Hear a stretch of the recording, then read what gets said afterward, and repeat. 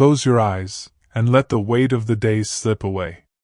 Imagine yourself high in the mountains, where the air is thin, the sky turns quickly, and storms roll down from the ridges without warning. Here, in this untamed world of ice and stone, human beings have always been small wanderers, shepherds, travelers, and dreamers, all caught in the vast silence of snow.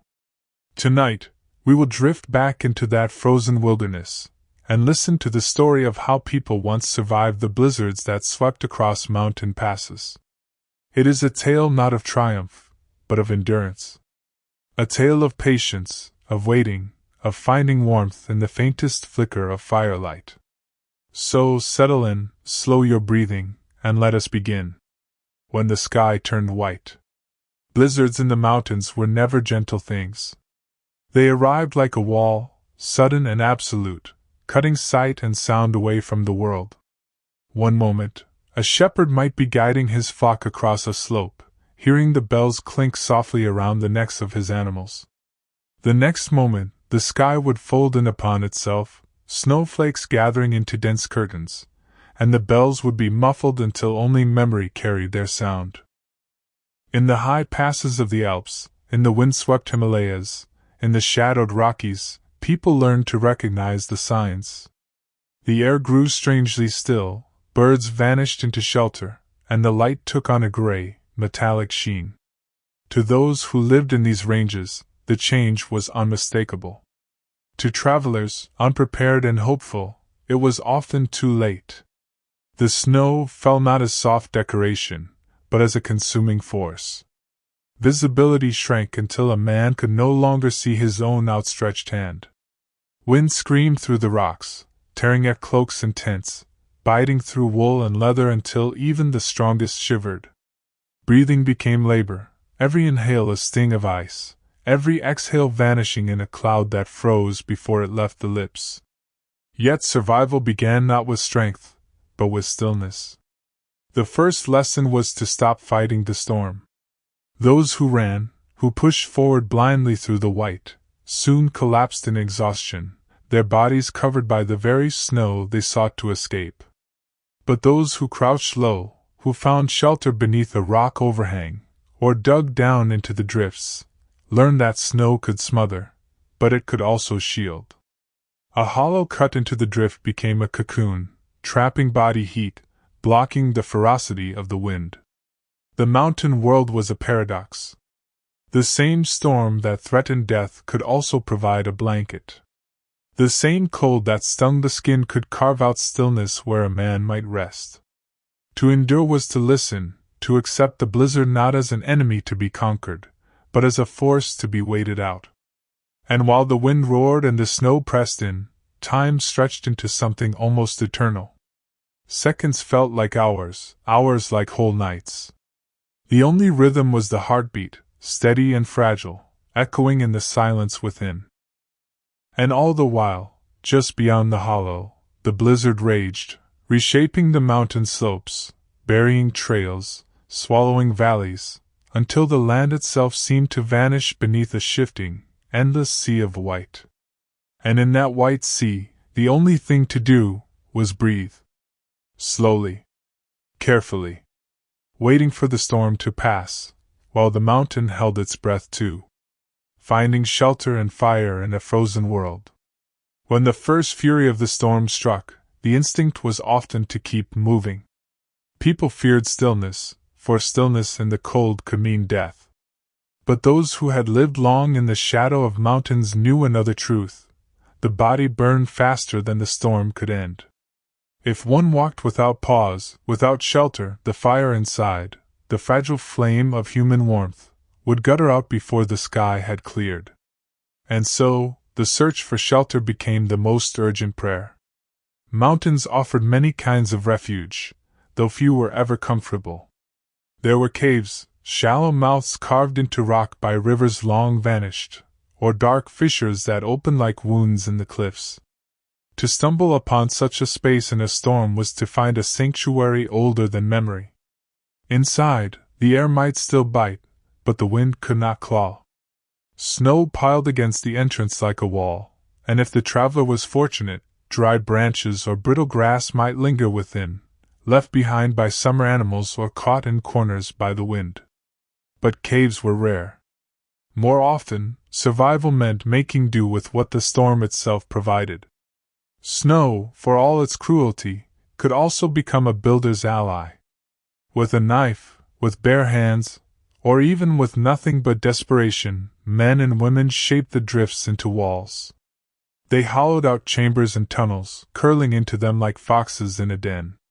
Within, the air grew warmer by degrees, never pleasant, but bearable, like a fragile promise that life might continue another hour. Once shelter was claimed, the second challenge began: fire. Fire was not always possible in a blizzard. Wind devoured sparks, snow smothered flames, and numb fingers fumbled with flint. Yet those who managed to coax a flame into being told of the sound it made, a small crackle that rose like music, carrying with it the memory of hearths far away, of homes where warmth was constant, not fleeting. The smallest fires were tended like newborns. One branch, one ember at a time, fed carefully, shielded from the gusts. Travelers huddled close, their knees drawn to their chests, their hands trembling above the glow. In those moments, the fire was more than heat. It was courage. It was companionship, even when one was alone. In the high passes, shepherds had their own rituals for storms. They carried resinous wood, heavy but precious, tucked into sacks or tied to their packs. This wood, even damp, would burn with persistence, giving off a sharp, pungent smoke. Others carried dried dung from their animals, gathered and pressed during the dry months, stored for nights when nothing else could be found. Survival was not elegant. It was practical, earthy, and humble. And when neither wood nor dung could be found, there was still the body itself. People pressed together, sharing warmth skin to skin, breathing into one another's shoulders. Whole families in mountain huts slept piled like puppies in the straw, listening to the storm beat against the wooden walls, comforted not by the strength of their home, but by the presence of each other. For travelers without such company, there were other tricks. Stones, heated in a tiny flame and then wrapped in cloth, could be placed near the chest or at the feet, holding the heat long after the fire had faded. Snow melted in small pots provided water, which was life itself, though the paradox of thirst in a world of endless white was always a cruel one. To drink snow directly was to cool the body even further. To melt it, slowly, carefully, was to restore balance. The storm outside never ceased to remind those within of its presence. The howling wind crept through cracks, snow dust filtered through openings, and at times, the weight of it pressed roofs down until beams cracked like bones. In some seasons, whole huts vanished under drifts, only a faint curl of smoke revealing that a life still stirred beneath. And yet, for all the hardship, there was also stillness in these shelters. Time slowed. Conversations dwindled to murmurs, then to silence. The only sounds were the faint crackle of fire, the sigh of snow shifting against the walls, the rustle of blankets or furs as bodies moved closer. In such silence, survival became meditation. Every moment endured was a kind of prayer. And when sleep finally came, it was never deep, never trusting. It came in brief surrenders, broken by the groan of the wind or the shiver of a draft. Dreams in such nights were vivid, often carrying people back to memories of warmth, of sunlit meadows, of kitchens where bread steamed on wooden boards, of rivers that ran unfrozen and green. These dreams were the mind's shelter, as necessary as the cave or the snow den, as necessary as the fragile fire. And so, within these crude shelters, humanity clung to its spark. Outside, the blizzard raged, sculpting the mountains into shapes unseen before. But inside, the small flame of life refused to be extinguished. And as the fire whispered, the snow fell, and the storm pressed on, there was only this, the faint smell of smoke, the muted glow of embers, and the long, steady breath of those who waited for morning. Hunger, thirst, and the slow passing of time.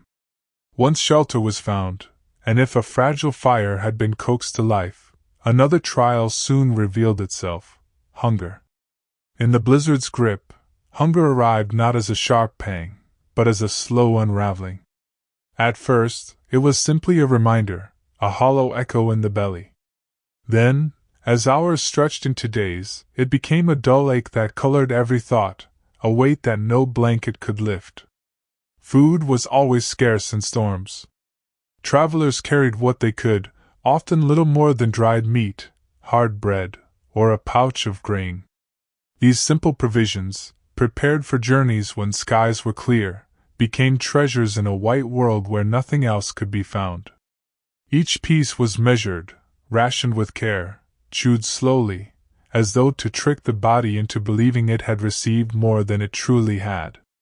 For those who lived permanently in the high places, the shepherds, the hunters, the keepers of lonely huts, there were storerooms buried beneath stone floors, where cheese, salted meat, and root vegetables waited in the dark. But storms were greedy. They lasted longer than expected, longer than the mind dared admit, and stores could dwindle. A family might begin the winter certain of their supplies, only to find by mid-season that the shelves looked bare, the sacks half empty, the jars of grain reduced to crumbs at the bottom. Thirst was crueler still, for it mocked the senses. Outside, the world was nothing but snow and ice, endless and pure, yet to drink it directly was to invite death. Snow cooled the body from within, lowering its fire until shivering could not be stopped. So, the ritual of melting snow became sacred. A pot balanced over coals, a handful of snow pressed inside, then another and another, until a thin trickle of water gathered. The taste was sharper than spring water, carrying the raw edge of the storm itself. And yet it was life. Hunger and thirst made the passing of time heavier. In ordinary life, a day could be marked by chores, by sunlight and shadow, by the simple rhythm of work. But in the storm, time stretched into formlessness. There was only waiting. Waiting for the wind to quiet. Waiting for the fire to hold. Waiting for the belly to stop its protests, though it never did. To endure hunger, people turned to small rituals. Some chewed on leather, softening straps until they frayed. Others stirred thin broths, little more than hot water colored by a sliver of vegetable or bone, sipping them slowly as if they were feasts. Even the act of stirring became a comfort, the spoons circling round and round, like a clock hand turning in a world where hours had lost meaning.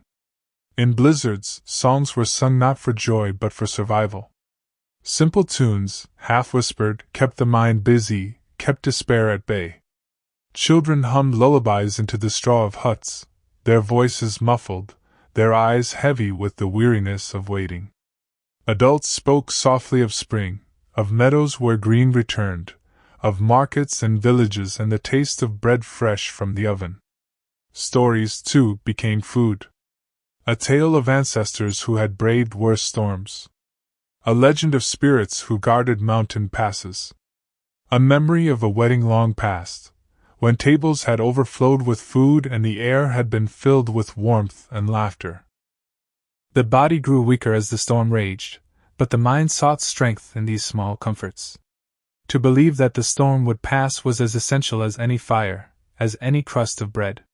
Hope became nourishment, invisible but sustaining. Outside, the snow thickened. It muffled sound until the world beyond the shelter seemed not only distant, but erased. The mountains, the valleys, the very paths that had led people here, gone. Inside, those waiting huddled closer. The walls of their den or hut or cave seemed to contract with them, the circle of life reduced to little more than breath, a few embers, and the will to endure. And always, there was the hunger. A patient companion, steady and gnawing. It reminded them of how small they were, how fragile. Yet it also reminded them of why they endured, for the hope of a meal yet to come, for the chance to taste again the sweetness of survival.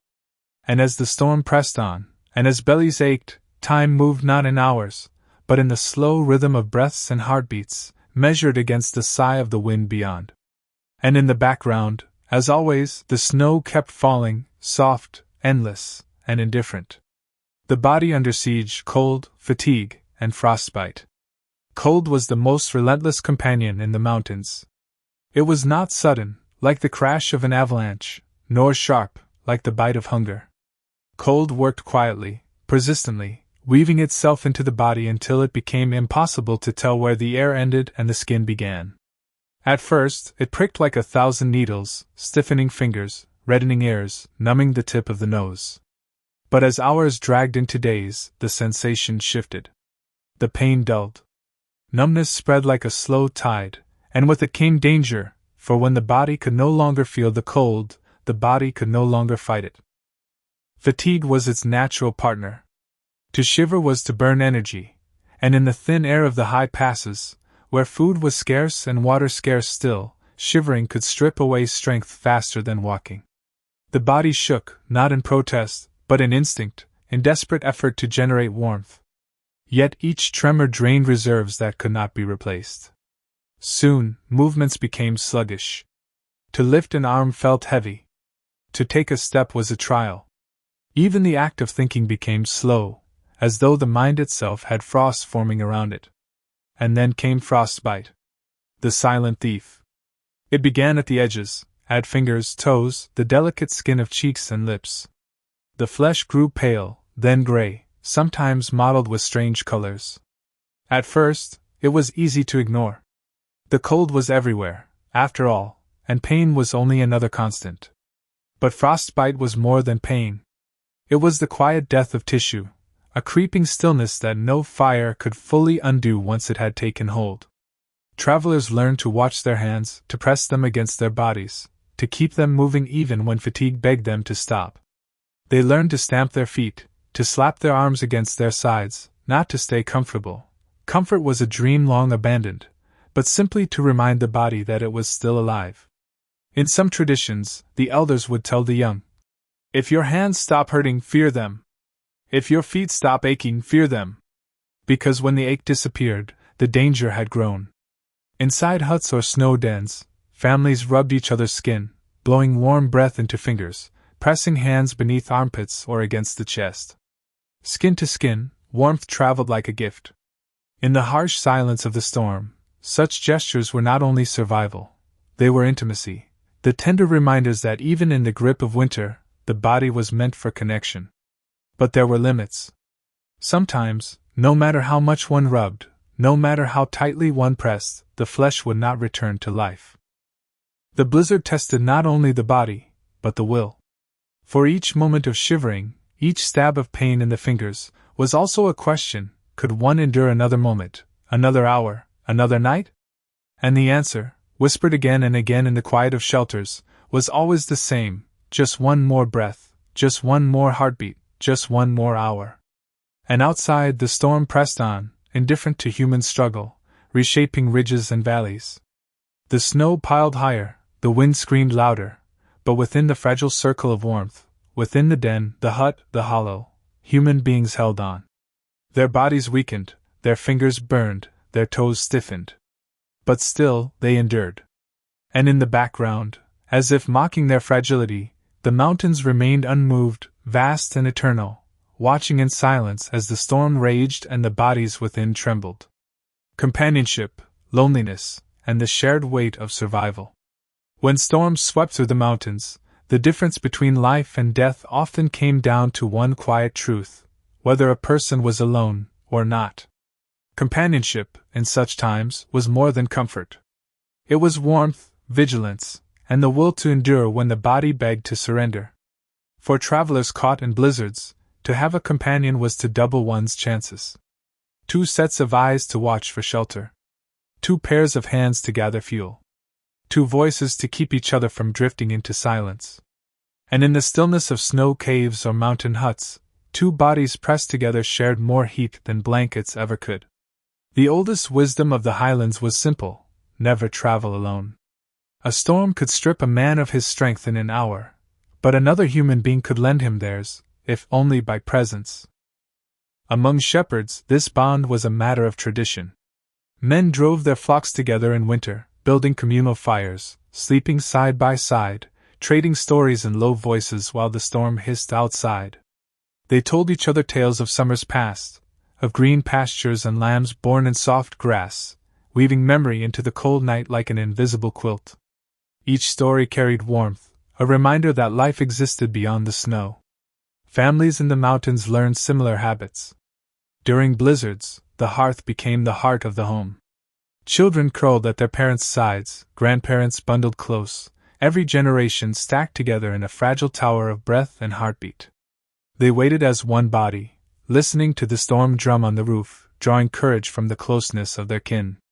In such moments, even the smallest gestures mattered, a mother's hand smoothing a child's hair, a father murmuring reassurance, a grandparent humming an old melody. These simple acts stitched the family into a single, enduring fabric. But not all travelers had this fortune. Many moved through the mountains alone, merchants, pilgrims, wanderers, or fugitives with no companion but the storm. For them, the nights were heavier. Loneliness in the snow was its own kind of danger. Silence became oppressive, magnified by the muffling white. The absence of a second voice, a second breath, a second heartbeat, could unmoor the mind, making despair settle faster than frostbite. Some, in their solitude, spoke aloud to themselves, whispering prayers or recounting memories. Others sang, their voices carried away by the wind, as though trying to call back an echo from the mountains themselves. A few spoke to the fire, treating its flicker as a companion, coaxing it, scolding it, thanking it, as if it were alive. And in a way, it was the only living presence in a world gone white. In folklore from many mountain regions, stories emerged of unseen companions, spirits that walked with wanderers, guiding them through storms, urging them to press on when fatigue whispered otherwise.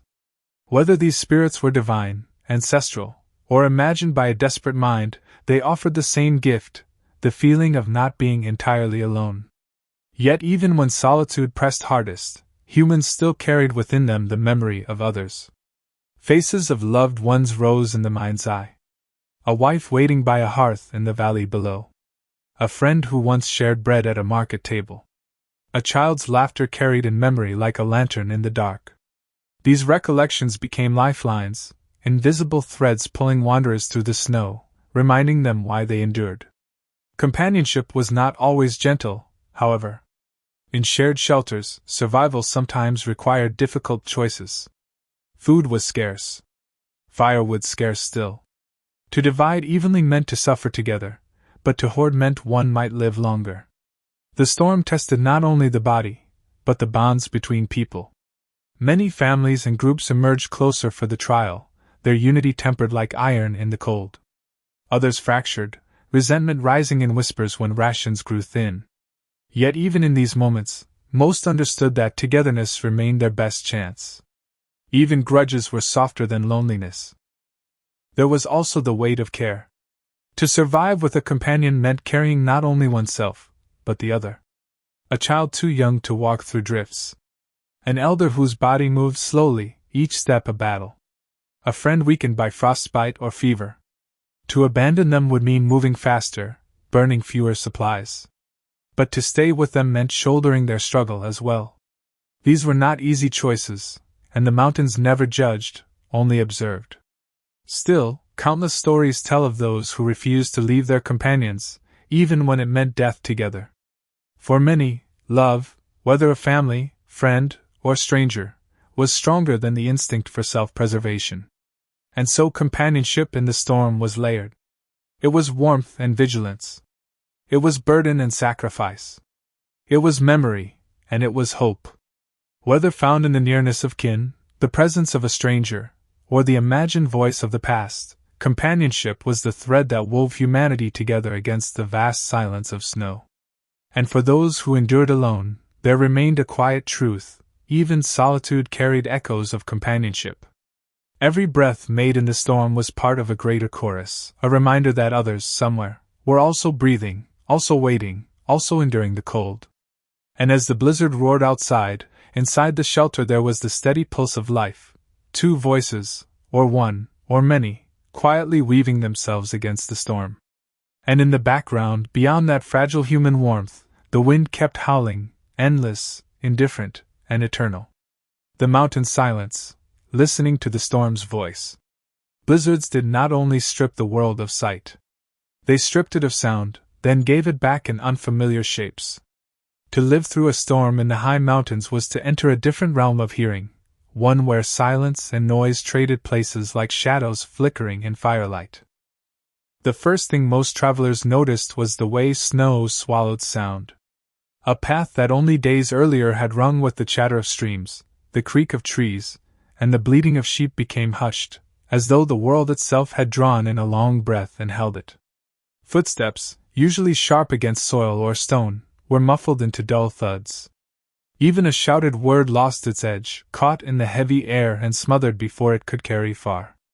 People found themselves lowering their voices without meaning to, as if the snow had transformed the world into a sacred space where loudness was forbidden.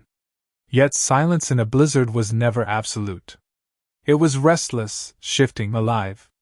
The wind filled the emptiness with its own language, a tongue of whistles, roars, and sighs. Sometimes it rushed past the ears in high, sharp notes, like flutes played by unseen hands. Other times it bellowed, low and heavy, like a drum that rattled the chest more than the ears. Between gusts, there came moments of eerie quiet, broken only by the crackle of ice shifting on branches or the faint groan of snow sliding down a slope. Those who spent their lives in the mountains grew attuned to these voices. Shepherds claimed they could tell the strength of an oncoming storm by the tone of the wind. A thin, high whistling meant a fast, sharp gale. A deep, rolling rumble promised a long siege of snow. Hunters spoke of winds that carried warnings, winds that imitated the cry of wolves or the wail of lost children. Such sounds, half imagination and half truth, blurred the boundary between weather and spirit. For solitary travelers, the storm's voice could feel like company, or like torment. Alone in the white, with sight stolen by snow, hearing became the only tether to the world. Each groan of ice might signal danger, each whistle of wind a whisper from something unseen. Fear sharpened the ear until even the faintest crack seemed to carry meaning. And in that heightened state, the mind often supplied what was not there. Some swore they heard their names called out, carried on the gale. Others claimed to hear bells, or singing, or the muffled tramp of footsteps following close behind. Whether these were hallucinations born of exhaustion or echoes of something stranger, no one could say. But they were common enough to become part of the mountain's lore. Inside shelters, the storm's voice changed shape again. Snow and wind became percussion, rattling against shutters, drumming on roofs, hissing through cracks in the wood. In stone huts, the sound was deep and steady, like waves breaking against a cliff. In wooden cabins, it was sharper, more brittle, as though the walls themselves shivered. People sitting by fires grew used to these rhythms, hearing in them the measure of time. Hours could be counted not by clocks, but by the rise and fall of gusts. A lull meant the fire could burn longer before it needed tending. A sudden roar meant someone must check that the door was still sealed. And then there was the snow itself. Falling snow had its own sound, soft, barely audible, like the faintest hiss. In still moments, listeners swore they could hear flakes striking the earth, a sound more felt than heard. When snow slid from a roof, it landed with a muted thump, followed by a long sigh as it settled. When avalanches tore loose, their sound was thunderous, a rolling crash that seemed to swallow every other noise until nothing remained but silence once more. For many, the storm's voice was terrifying, a reminder of nature's indifference. But others found in it something strangely soothing. The repetition of wind and snow, the constant, unending rush, created a kind of rhythm, a lullaby woven by the mountains themselves. Children rocked to sleep to the sound of the storm, their dreams filled not with fear, but with the comfort of knowing that while the blizzard howled outside, they were safe inside. Elders, too, often spoke of the storm as music, harsh, yes, but also beautiful in its wildness. There were even those who sought silence within the noise.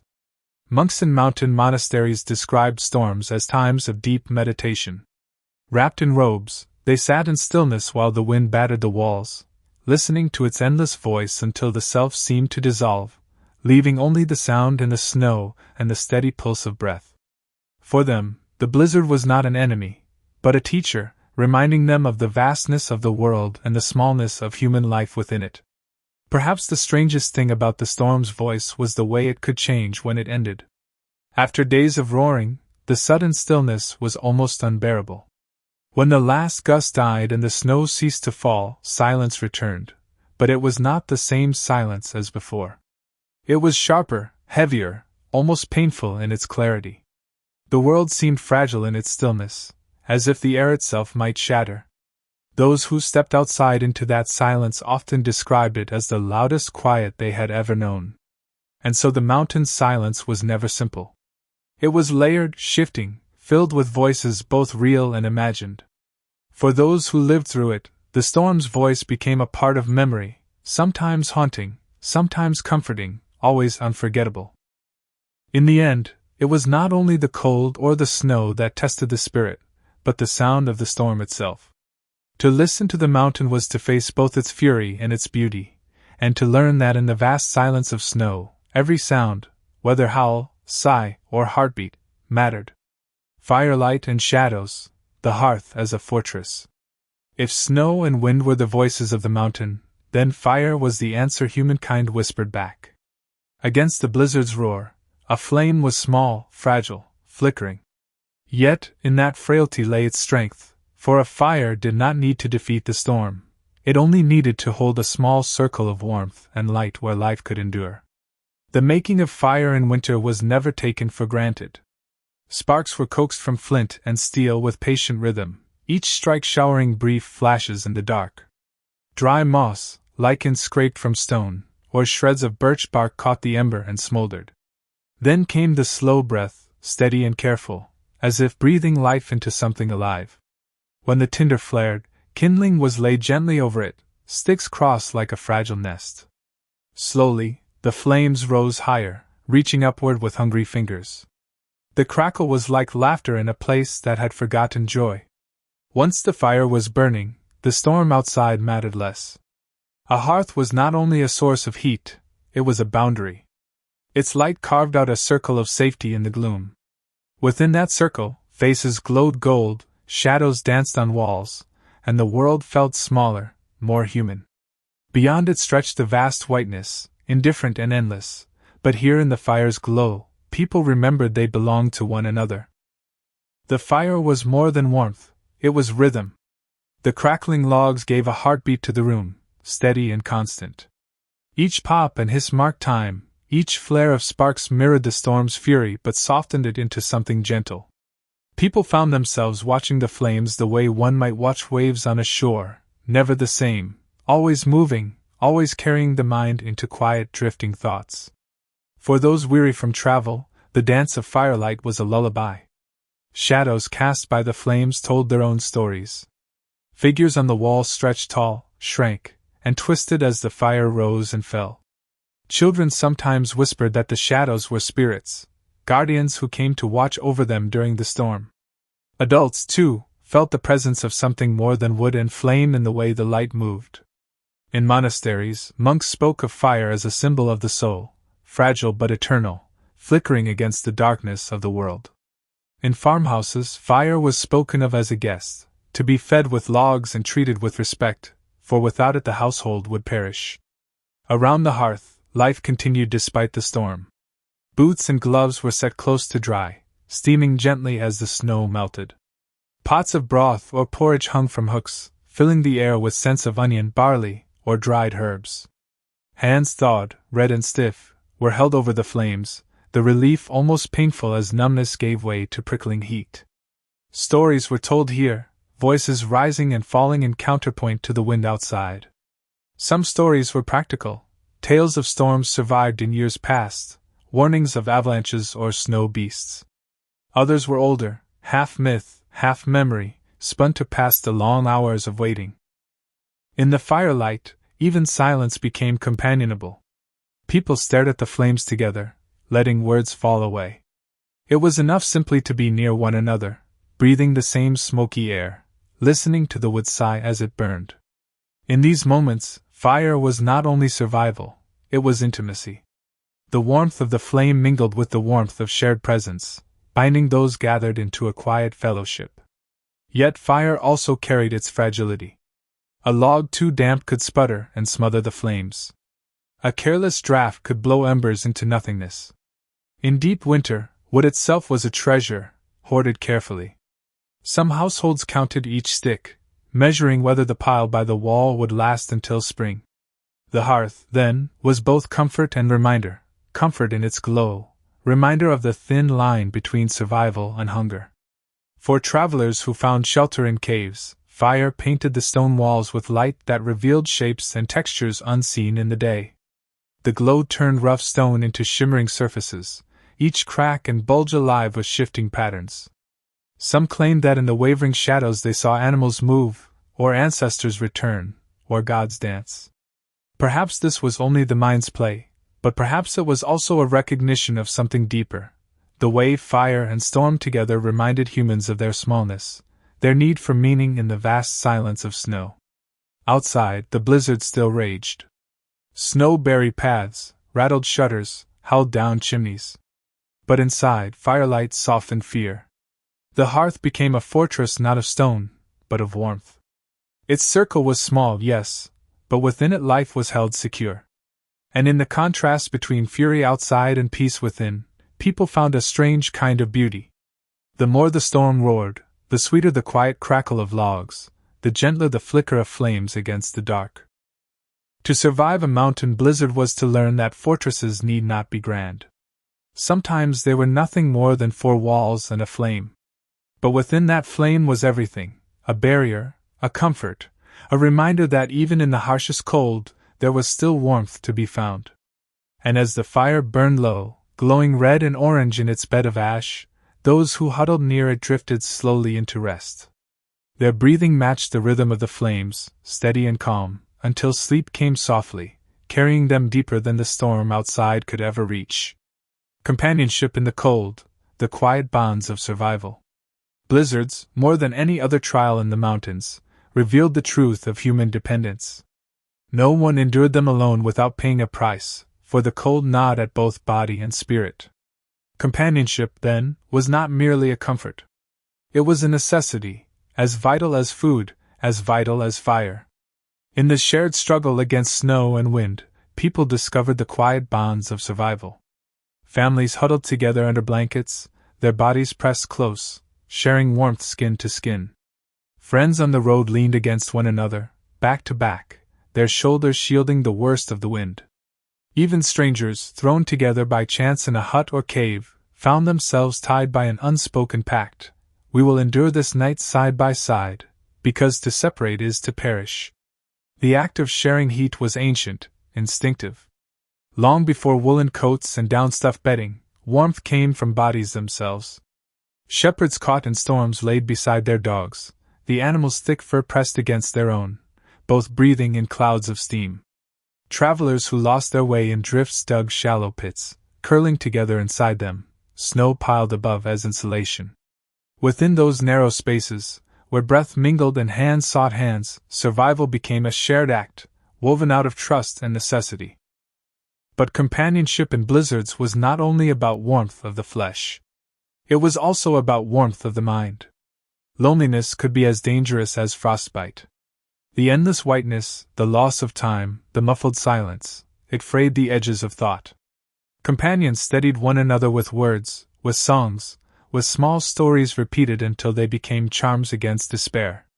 A whispered memory of spring meadows, a humming lullaby, a joke cracked even when lips could barely move, all of these kept the spirit alive. Some tales survived from shepherd villages where storms lasted for weeks. In those dark days, the hearth became a stage for companionship.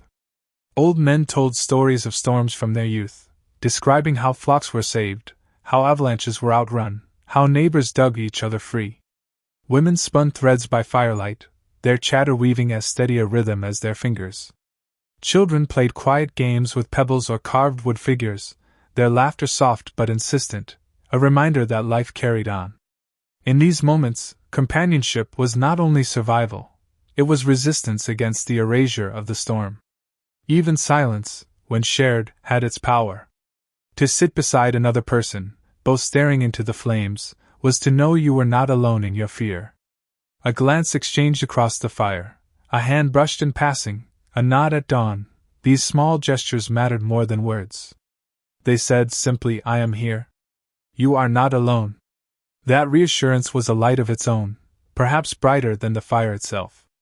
Among mountain travelers, there grew an unspoken code: no one was to be left outside in a storm. Cabins and monasteries kept a place open for wanderers. Hunters shared furs with strangers.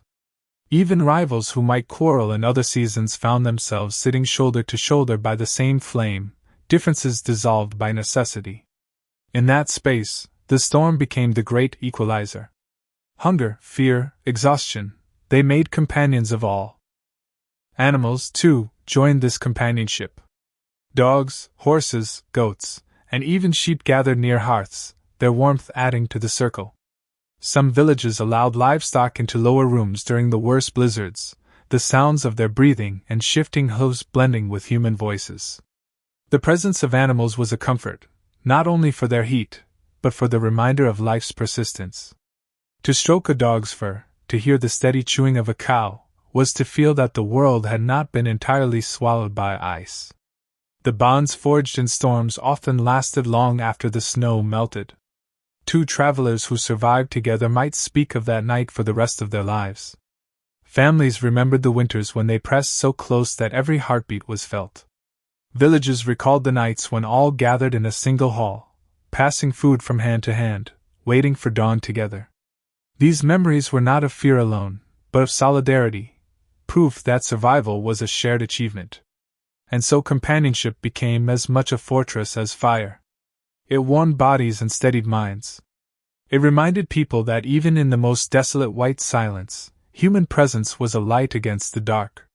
When the storm howled outside and the wind pressed hard against walls, the greatest comfort was not only the hearth's glow, but the nearness of another soul. The sound of another's breathing, the brush of another's hand, the murmur of another's voice, these were the anchors that held people steady, keeping them from being swept away by fear or frost.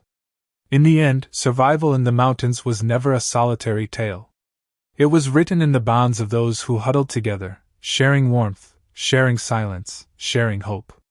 And in the glow of firelight, while the blizzard raged beyond, these bonds became a promise: as long as we are together, the storm cannot take us. The dawn after, when silence returns to the mountains. Eventually, all storms end. Even the most relentless blizzard gives way, leaving a world transformed, yet eerily still. When the wind dies and the snow ceases to fall, the mountains settle into a fragile silence that is almost impossible to believe. The roar is gone. The endless whiteness remains, but now it is softer, waiting. And for those who have endured, the first hours of calm are not immediately joyous. They are tentative, a quiet breath after days held in suspense.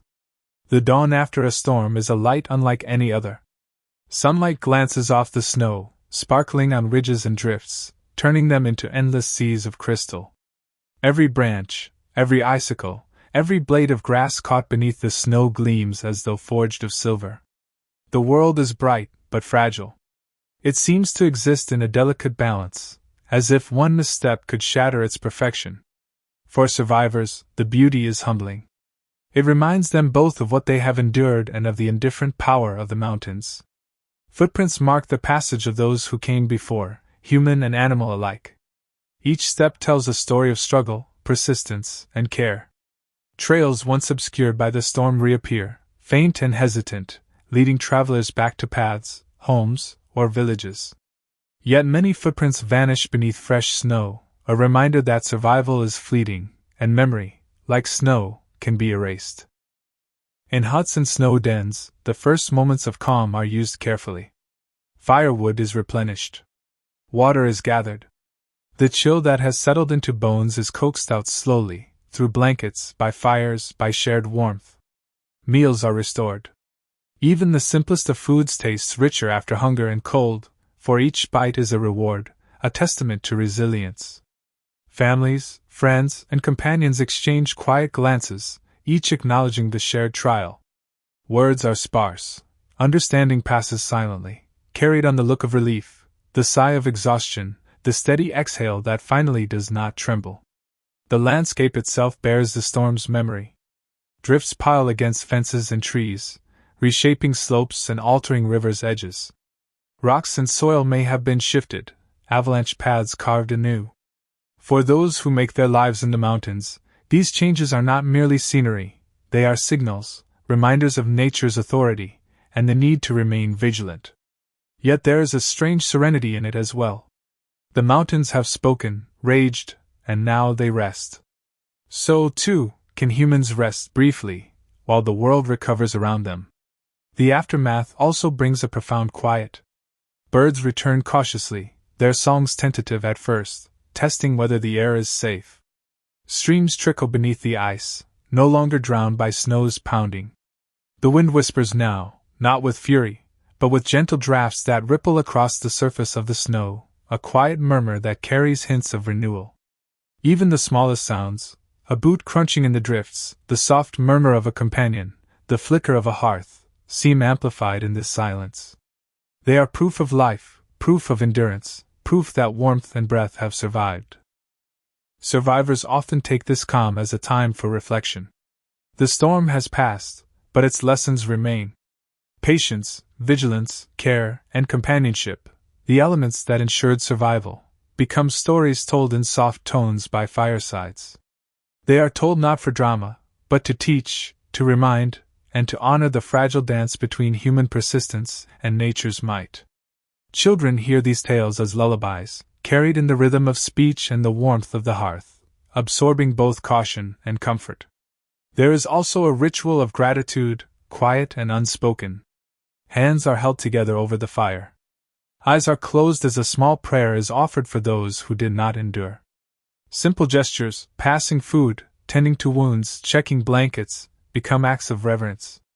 The storm's fury has reminded humans of their fragility, and their survival is acknowledged with humility, with awareness that they are part of a larger world that is neither cruel nor kind, only vast and indifferent. Yet the dawn does more than restore, it inspires. The first clear day after a blizzard offers paths forward. Trails are visible, water flows, and the air feels breathable in a way it could not in the storm. Travelers step outside with cautious steps, feeling the snow crunch beneath boots, tasting the clean sharpness of cold that is no longer deadly but invigorating. Every motion is deliberate, every breath is a gift. Even the simplest acts, stretching arms, brushing snow off clothing, adjusting a pack, are profound after the long hours of stillness and vigilance. For some, the aftermath is the moment when bonds are deepened. Families emerge from shelters, wrapping furs around shoulders, holding hands through drifts.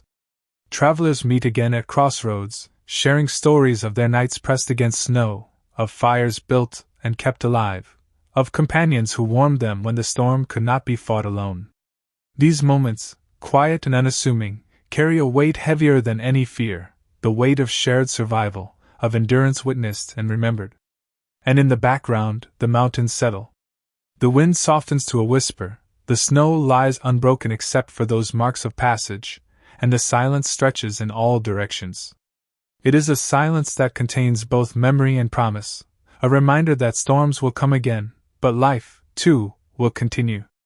And in this renewed calm, survivors breathe slowly, feeling their bodies restored by rest, their spirits lifted by warmth, and their hearts anchored by the quiet knowledge that the storm has passed, for now.